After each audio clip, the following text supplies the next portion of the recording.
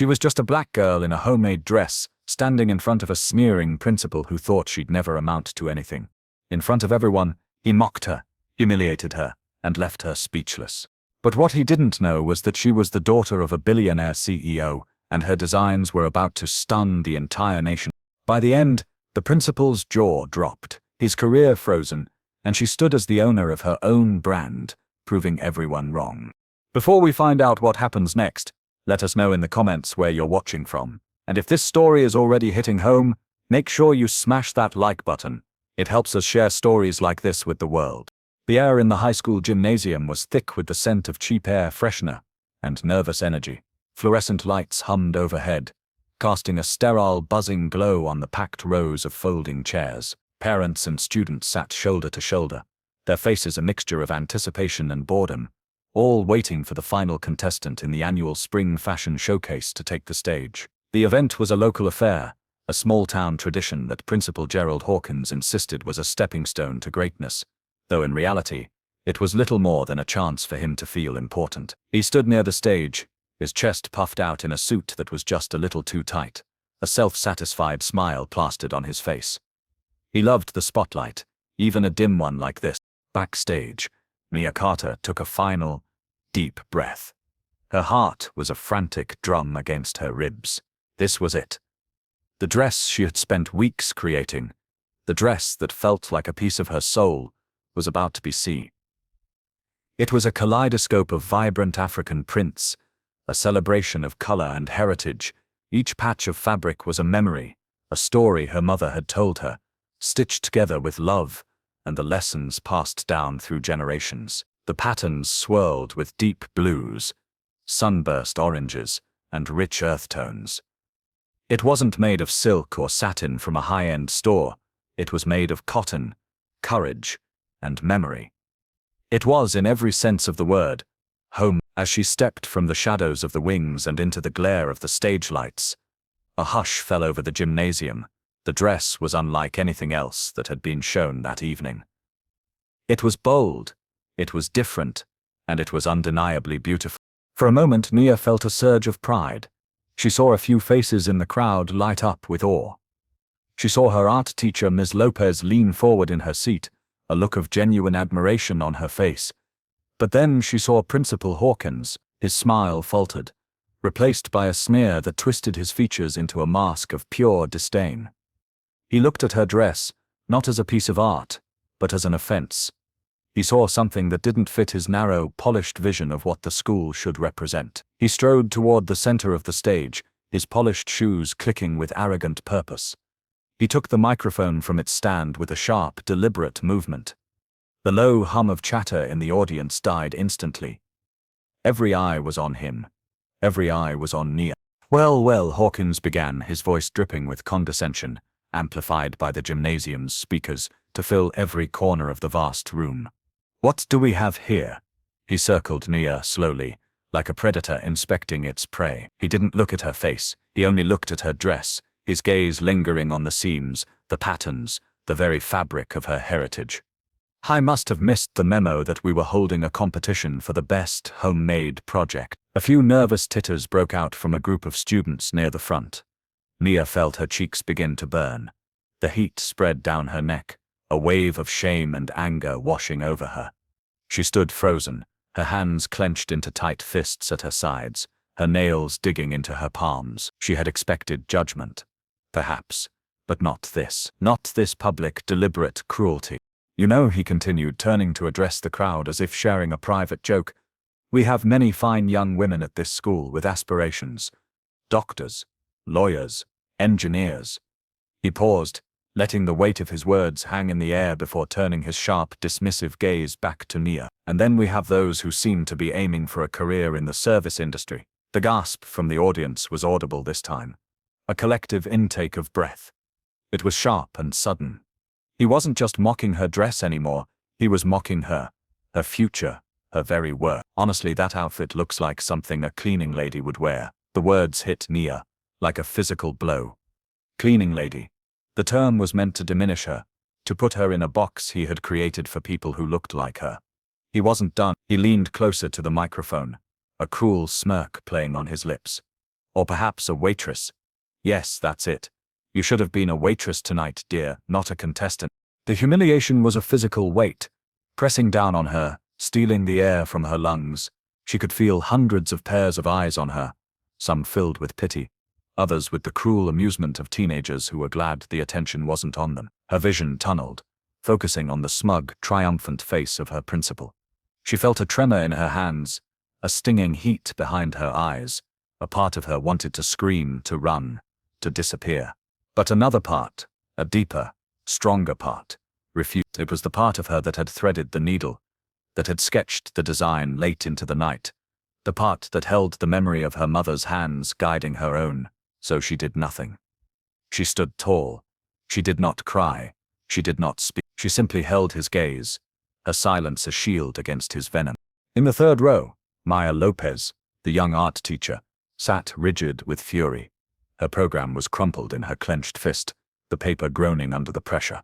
How could any educator be so callous, so publicly vicious? She saw the intricate stitch work on Nia's dress, the brilliant composition of colors. It was art. It was talent. And this man, this petty tyrant, was trying to crush it in front of everyone. The tension in the gym was electric. A thick, uncomfortable silence that was heavier than any noise. Everyone waited for Nia to crumble, for the tears to fall, for the scene to reach its ugly, predictable conclusion. Principal Hawkins, sensing his victory, delivered his final crushing line. He gestured dismissively at Nia's dress, at her very being. This, he announced to the silent, watching crowd, is not what winners wear. He placed the microphone back on the stand with a definitive click, the sound echoing through the stunned silence, like a gab. Nia's heart pounded in her ears, a frantic rhythm that seemed to be the only sound in the world. Hawkins's words echoed in the space he had cleared in her mind. You'll never win, not with that. The stage lights felt hot and accusatory. The sea of faces in the crowd blurred into a single judgmental gaze. For a long, stretched-out moment, she remained perfectly still, a statue carved from silence and defiance. Then, with a slow, deliberate grace that belied the storm raging inside her, she turned. She did not run, she did not stumble. She simply walked. Each step was measured, calm, and filled with a dignity that he had tried so hard to strip away. She walked off the stage, her head held high, the vibrant colors of her dress a stark contrast to the pale, sterile backdrop of the gymnasium wall. The moment she was out of sight backstage in the dusty, cluttered darkness, the whispers started. They rippled through the student body like a contagion. Some were cruel, mimicking the principal's mocking tone. Cleaning lady, a boy snickered. Others were laced with a shame-faced regret. That was messed up. A girl whispered to her friend. Someone should have said something. But no one had. They had all just sat there and watched. As Nia reached the relative safety of the backstage area, the composure she had fought so hard to maintain began to crack. A single hot tear escaped and traced a path down her cheek, but she quickly, angrily wiped it away. She would not let him break her. Maya Lopez had seen enough. She slipped out of her row and hurried backstage, her heart aching for the young girl. She found Nia standing by a stack of folded chairs, her back to the stage, her shoulders trembling slightly. Maya approached gently, not wanting to startle her. Nia, she said softly. Nia turned, her eyes glistening but her expression firm. Are you okay? Maya asked, the question feeling foolish and inadequate. Of course she wasn't okay. How could she be? Nia just nodded, unable to trust her voice. Her silence was more powerful than any words could have been. It spoke of a profound hurt, but also of a surprising, unyielding strength. Maya was struck by it. Any other teenager would be in hysterics, and rightfully so. But Nia was different. She was containing the hurricane inside her. Just then, Principal Hawkins strutted past them, not even bothering to lower his voice. He was speaking to another teacher, a man who looked deeply uncomfortable. Can you believe the nerve? Hawkins said with a short, ugly laugh. That black girl completely embarrassed the whole school. Someone had to put her in her place. His words were casual, thrown away like trash, but they landed with precision. He didn't see Maya and Nia standing in the shadows. He was too consumed by his own perceived triumph. Maya's eyes narrowed. An instinct, sharp and protective, took over. Quietly, she pulled her phone from her pocket. Her thumb moved swiftly across the screen, finding the video recorder. She angled the phone just so, catching Hawkins as he continued his triumphant tirade. She pressed the red button. The phone began to record, capturing his smug face, his dismissive gestures, and his poisonous words. A small, digital light blinked. A silent wit. In that moment, Maya didn't know exactly what she would do with the recording, but she knew, with a certainty that settled deep in her bones, that this was not over. Not by a long shot. Later that night, the humiliation of the gymnasium felt a world away. Mia was in her sanctuary, her bedroom. It wasn't the room of a typical teenager. There were no posters of pop stars on the walls. Instead, every available surface was covered with art. Design sketches were taped to the walls, pinned to a large corkboard, and stacked in neat piles on her desk. Mannequin heads wore half-finished hats. Bolts of fabric in every color and texture imaginable were leaned against the corner. This was her workshop, her laboratory, her escape. The dress, the one that had caused so much pain, was now draped carefully over a dress form in the center of the room. In the soft glow of her lamp, it didn't look like something to be mocked. It looked like a masterpiece. On her nightstand, nestled between a sketchbook and a cup filled with pencils, was a single framed photograph. It showed a man with kind, intelligent eyes and a warm smile, his arm wrapped around a younger Mia. The man was Thomas Carter. To the world, he was a name synonymous with power, innovation, and immense wealth. He was the self-made billionaire CEO of Carter Holdings, a global conglomerate that owned some of the most prestigious luxury fashion brands on the planet. To Mia, he was just Dad. This was her secret, the secret she had guarded so fiercely. She wasn't just some girl from the wrong side of the tracks, as Principal Hawkins had so crudely implied. She was the daughter of a titan of industry. But she had never wanted that to define her. Her calmness on stage hadn't been weakness or shock-induced paralysis. It had been quiet, calculated strength. It was the composure of someone playing a long game, someone who knew a truth that no one else in that gymnasium could possibly imagine. She had made a deal with her father. She wanted to enter the local showcase, and later the National Fashion Expo, completely anonymously. She wanted to test her designs on their own merit, to see if her talent, the talent she had inherited from her mother and painstakingly nurtured on her own, could stand in the light without the long, protective shadow of her family's name. Her father had agreed, though reluctantly. He understood her need for independence, but the thought of her facing the world alone, unprotected by the armor his name provided, gnawed at him. Tonight, his worst fears had been realized. The next day at school, the air was still thick with the memory of the showcase. Mia avoided the whispers and stares by seeking refuge in the one place she felt safe, the art room. Maya Lopez was there, cleaning paintbrushes at the sink. She looked up as Nia entered, her expression a mixture of concern and compassion. "I'm so sorry about what happened, Nia," Maya said, her voice sincere. What he did was unforgivable. Nia gave her a small, grateful smile. She had been thinking all night. The humiliation had stung, but now it was hardening into resolve. She knew she couldn't carry this alone anymore. She needed an ally. She looked at Maya, at her kind eyes, and the fire she'd seen in them last night. She decided to trust her. "Can I tell you something?" Nia asked, her voice low. "Something you can't tell anyone?" Maya nodded, her full attention now on the girl. And so, the story spilled out. Nia told her everything, about her father, the billionaire CEO, about his fashion empire, about her secret plan to prove her worth. As she spoke, Maya's expression shifted from sympathy to utter astonishment. The pieces clicked into place. Nia's incredible talent, her unusual composure, her quiet dignity. It all made sense now. She wasn't just a gifted student, she was design royalty in disguise. A stillness fell over the art teacher. The color drained from her face, her mouth opened slightly, but no words came out. The paintbrush she was holding slipped from her numb fingers and clattered into the sink. She was speechless. Finally, she found her voice. "Mia, I had no idea." She looked at the teenager with newfound awe. This wasn't a story of a victim.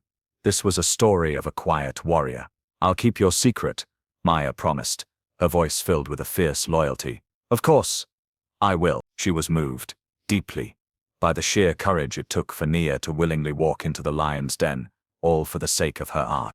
The homemade dress was more than just a project for a school competition. It was a prayer.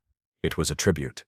It was the last, most tangible piece of her mother that Nia had left. In a continuation of their conversation, shielded by the quiet sanctuary of the art room, Nia explained the true motive behind her quest for anonymity.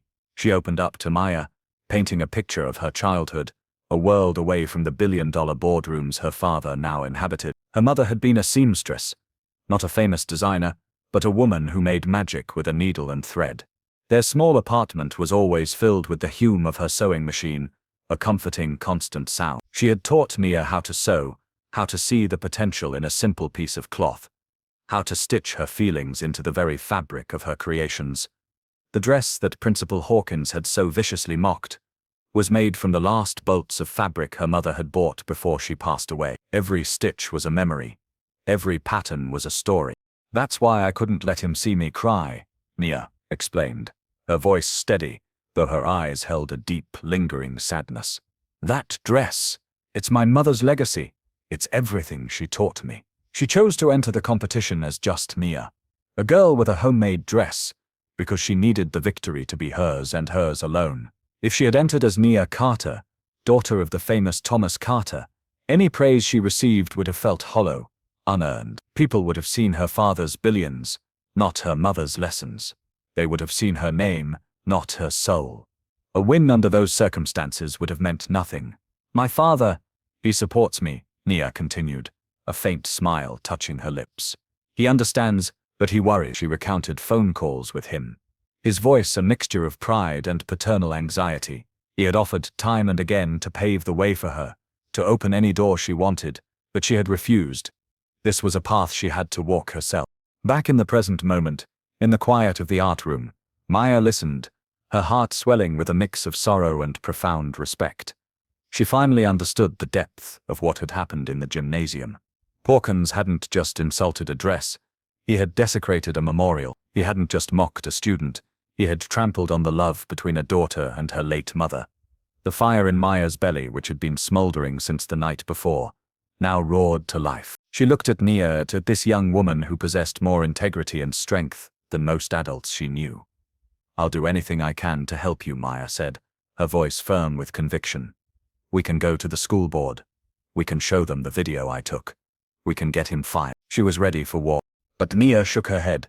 Her expression was calm, her eyes focused on a distant goal. The initial sting of humiliation had faded, replaced by a cold, clear purpose. Revenge was easy. Justice, however, required patience. It required a bigger stake. No, Nia said quietly, her voice ringing with a newfound authority. I don't want him fired. Not yet. Nia looked at her, confused. I want to earn this, Nia stated, her gaze unwavering. I want to win the National Fashion Expo. I want him to see it. I want everyone who laughed to see it. Then, after I've won on my own terms, the world can find out who he really is. It was a breathtakingly audacious plan. It was a strategy born not of anger, but of immense self-belief.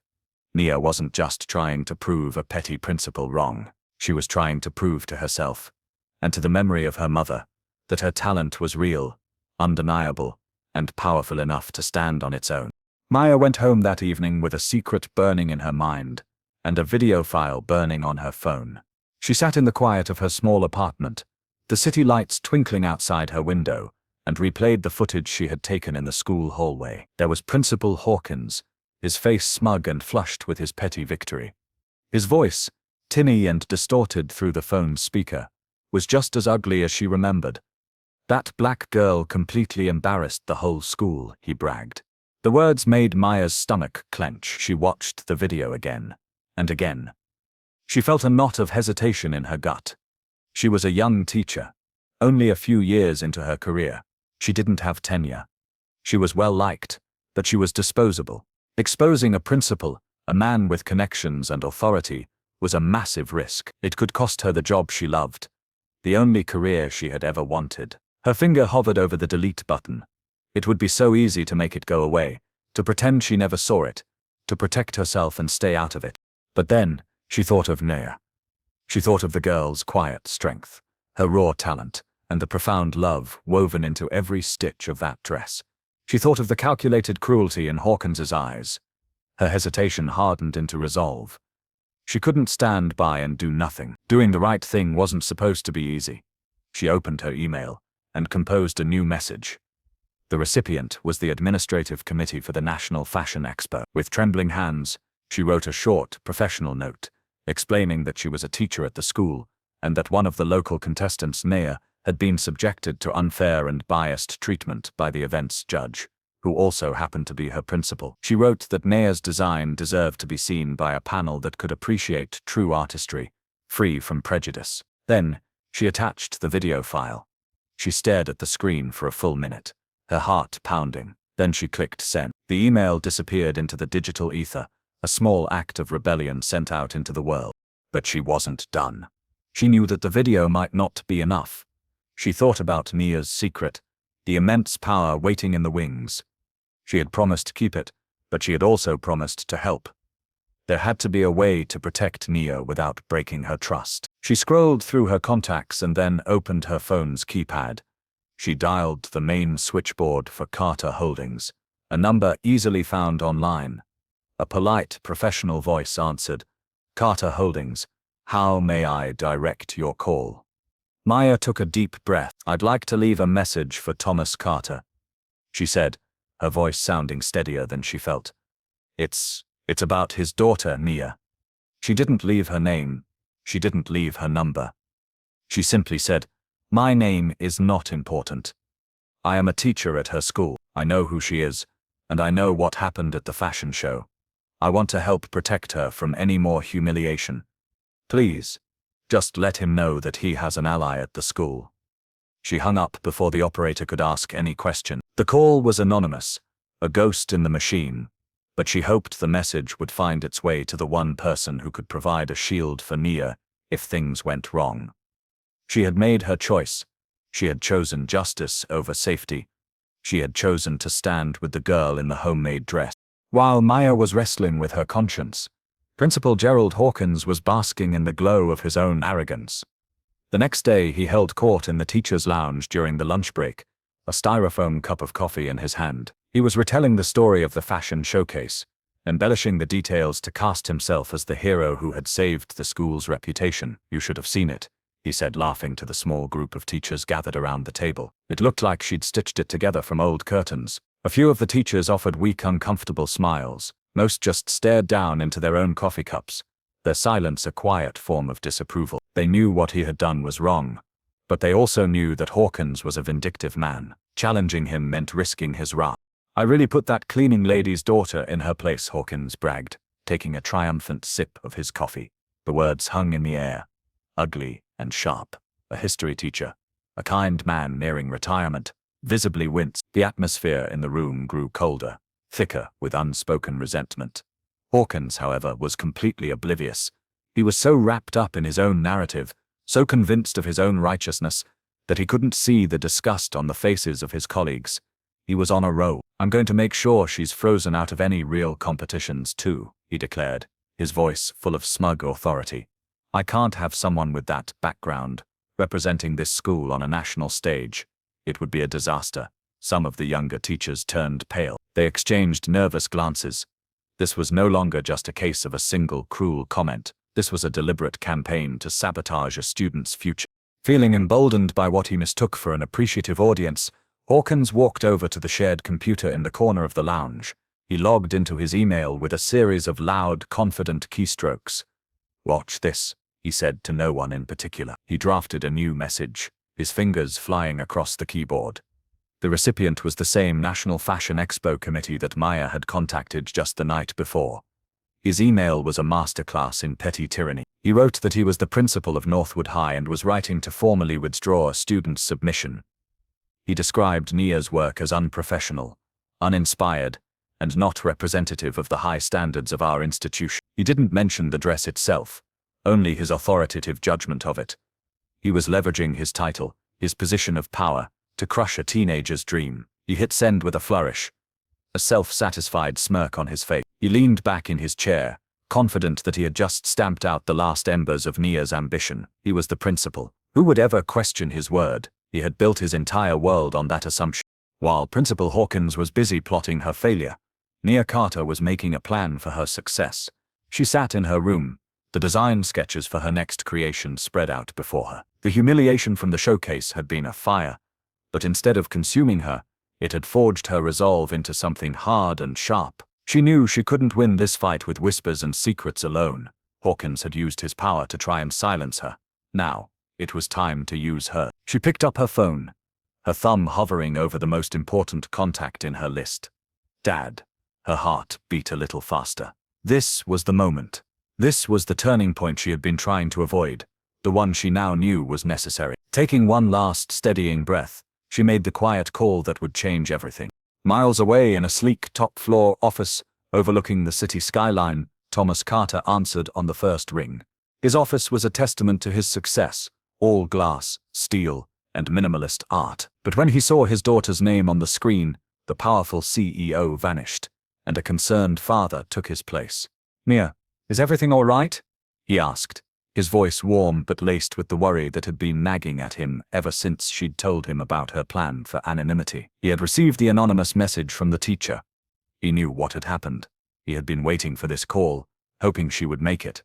But knowing he couldn't force her. "I'm okay, Dad," Nia said, her voice calm and clear but with an undercurrent of steel he had not heard before. There was a pause as she gathered her thoughts. Then she said the words he had been waiting for. "I'm ready." It was all he needed to hear.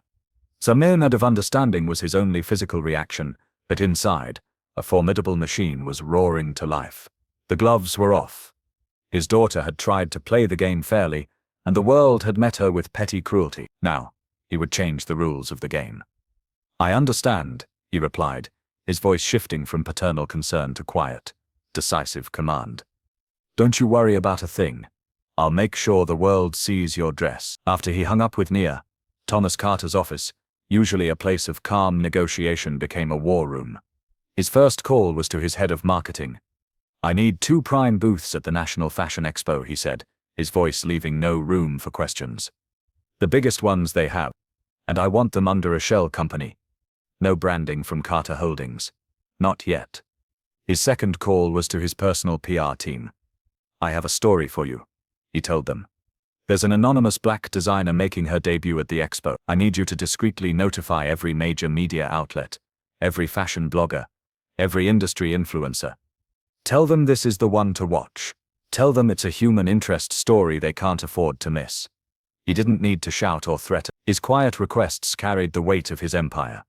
Within minutes, calls were being made, strings were being pulled, and a new narrative was being woven, all unbeknownst to a smug principal in a suburban high school.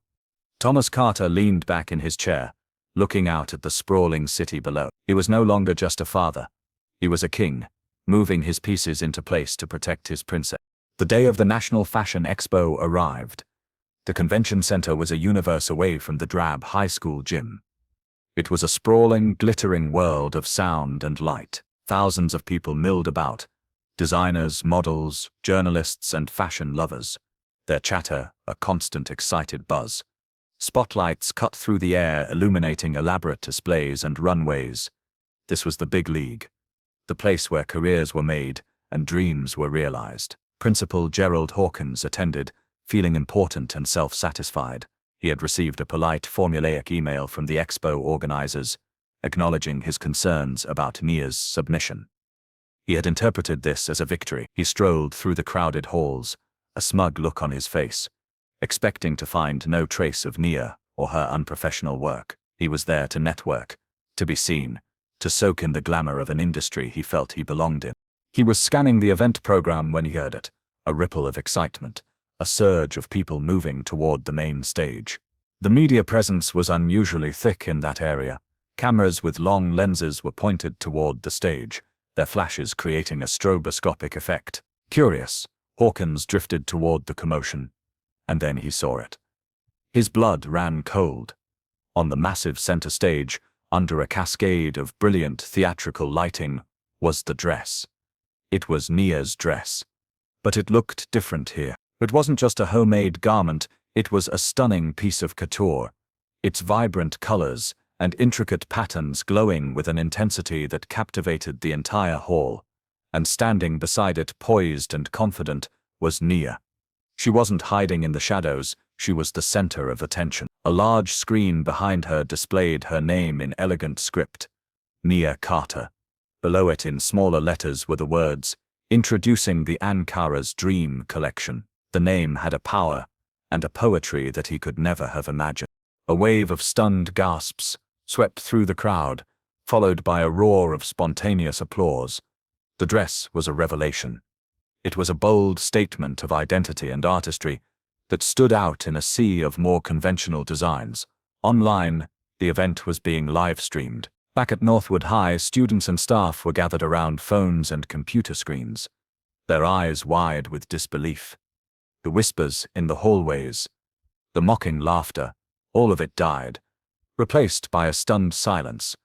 They weren't watching the girl they thought they knew. They were watching a star being born. For Principal Hawkins, standing frozen in the crowd, the world tilted on its axis. His face, which had been so full of smug satisfaction moments before, turned a ghastly shade of pale. This wasn't possible. He had sent the email. He had frozen her out. He had personally sabotaged her. Yet here she was, not just participating, but being celebrated. A cold, heavy dread began to settle in his stomach. His carefully constructed world of petty power was beginning to crumble, and he was standing directly on the fault line. Just as the applause began to swell, a figure emerged from the side of the stage and walked calmly toward the center. The man was tall, impeccably dressed in a tailored suit, and moved with an aura of quiet, unshakable authority. The cameras, which had been focused on Nia, now swiveled to capture him. A new wave of murmurs and whispers erupted from the crowd, this time filled with recognition and shock. It was Thomas Carter. The Thomas Carter, the billionaire, the titan, the king of fashion himself. What was he doing here? What was his connection to this unknown designer? Principal Hawkins watched, his mouth agape, a sickening feeling of dread coiling in his gut. He felt a desperate urge to run, to become invisible. But his feet were rooted to the floor. He was trapped, a spectator at his own execution. Thomas Carter took the microphone. He smiled, a warm, genuine smile that was instantly familiar to anyone who had ever seen a business magazine cover. He let the crowd's excited chatter die down before he spoke. His voice was calm, but it carried an undeniable power that commanded the attention of every single person in the vast hall. "Good afternoon," he began. "For years my companies have had the privilege of showcasing the work of some of the world's most established designers." He paused, his gaze sweeping over the audience before landing, with immense pride, on Nia.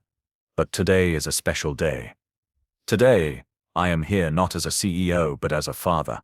A collective gasp went through the room. The puzzle pieces were snapping into place with an audible, shocking click. The cameras flashed with a renewed, frantic intensity. "I am honored," Thomas Carter continued, his voice ringing with emotion, "to introduce you to the true designer behind this masterpiece, this celebration of heritage and heart." He turned and gestured toward Nia, his smile widening. "Meet my daughter, Nia Carter." The announcement hit the crowd like a shockwave. The room erupted. The applause was deafening, a thunderous ovation that shook the very foundations of the building. The flashes from the cameras became a solid wall of blinding white light. It was the reveal of the century. The anonymous black girl with the homemade dress was the heiress to a fashion empire. The story was instantly legendary. In the midst of the chaos, Principal Hawkins stood completely frozen. His jaw had dropped, his mouth hanging open in a silent scream of disbelief. His face was ashen, the color drained away, leaving a pasty gray mask of pure horror. He saw it all in a flash. The sneering comments, the smug email, the arrogant bragging in the teacher's lounge. His entire career, his reputation, his life as he knew it, had just evaporated under the hot, bright lights of the stage he had tried to deny her. He was no longer a principal. He was a fool. And standing on that stage, elegant, proud, and triumphant, was Nia. She stood beside her father, a quiet queen who had just claimed her kingdom. The fallout was immediate and catastrophic.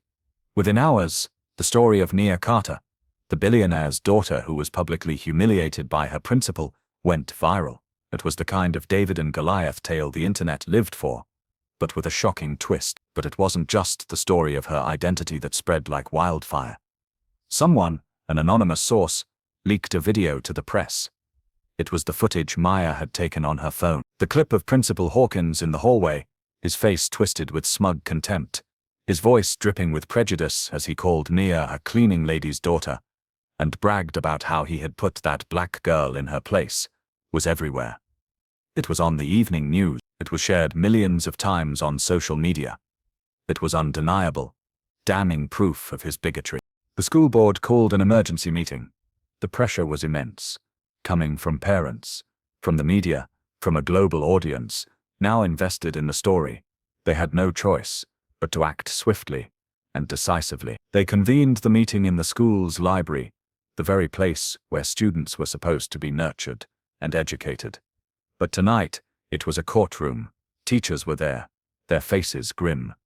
A handful of students had come, their expressions a mixture of anger and vindication. And at the front of the room, flanked by reporters with cameras and microphones, sat Principal Gerald Hawkins. He looked like a ghost. The arrogant, swaggering man from the gymnasium was gone, replaced by a pale, trembling shell. His face was ashen, his eyes wide and vacant. He was speechless, utterly humiliated on a scale he could never have imagined. The president of the school board stood up, her face a mask of stern disappointment. She didn't mince words.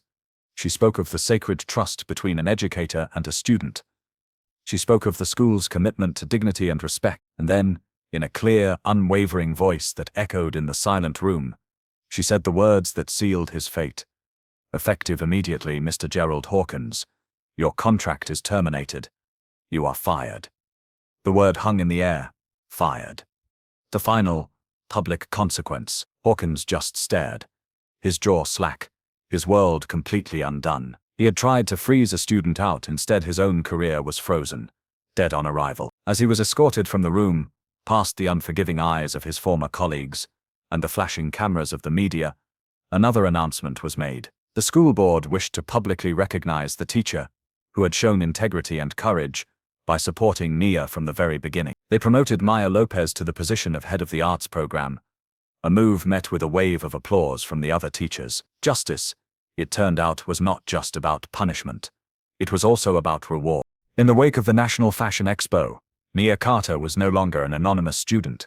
She was a phenomenon, but she didn't get lost in the whirlwind of media attention and newfound fame. Instead, she got to work. With the full backing of her father's resources and the fire of her own proven talent, she did something she had always dreamed of. She launched her own fashion label. She called it Carter and Seamstress. The name was a tribute, a perfect fusion of her two worlds, her two legacies. Carter represented the power and the platform her father had given her. Seamstress honored the memory of her mother, the woman who had taught her that true artistry comes not from a price tag, but from the heart and the hand. Her debut collection, featuring the now iconic Ankara's Dream dress, sold out within hours of its online release. The designs were celebrated for their boldness, their authenticity, and the powerful story woven into their seams. Nia became the owner of her own brand, a young CEO in her own right. But the success never changed her. She remained the same calm, humble, and focused young woman she had always been. She was often seen in her design studio, a much larger version of her old bedroom, sketching new ideas, her hands stained with charcoal and dye. She never forgot why she had started on this journey. Not for fame, not for revenge, but to prove to herself that her own talent was enough, and to create a legacy that would make her mother proud. She had faced humiliation, and emerged with her dignity, not just intact, but amplified. She had turned pain into power, and prejudice into a platform for her art. The story of Nia Carter became more than just a viral moment. It became a lesson.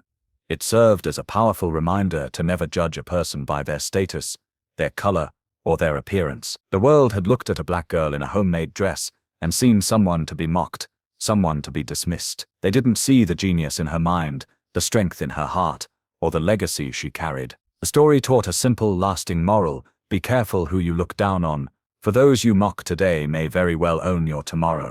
The final scene of this chapter of her life was a quiet one. It took place not on a grand stage or in a high-powered boardroom, but in her sunlit studio. Mia was at her workbench, sketching new designs, a look of peaceful concentration on her face. Maya Lopez, now a close friend and confidant, sat nearby watching her with a proud smile. And in the doorway, leaning against the frame, stood Thomas Carter. He wasn't there as a billionaire CEO. He was just a father, smiling quietly, his heart full. The family, torn apart by loss and secrecy, was now reunited and stronger than ever, bound together by courage, by grace, and by the enduring love woven into the fabric of a single, homemade dress. If this story about dignity and justice moved you, don't forget to subscribe for more inspiring stories like this one. What would you have done in this situation? Let us know below.